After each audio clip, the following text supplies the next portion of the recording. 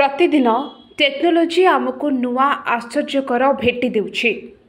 एहारे भितरे मनुष्य भली संतान मध्य जन्म करिब रोबोट। विश्व में द्रुत गति रे रोबोट टेक्नोलोजी विकास हेबार लागिछि। एबे एही रोबोट मनुष्य भली संतान जन्म करिबाकु जाउछि। एहा 10 मासरे संतान प्रसव करिब। चीन रो काइवा टेक्नोलोजी एही रोबोट निर्माण करुछि। एहार नाम प्रेग्नेंसी रोबोट रहिछि। कंपनी रो सीईओ झांग किफेंग कहते जे रोबोट पेटरे एक आर्टिफिशियल गर्भ रहिबो। एथिरो भ्रूण को पोषण मिलिबो। आसंता वर्ष एही रोबोट को लॉन्च करा जिवो। एहार मूल्य लक्षे युआन अर्थात 11.6 लाख टंका रहिबो।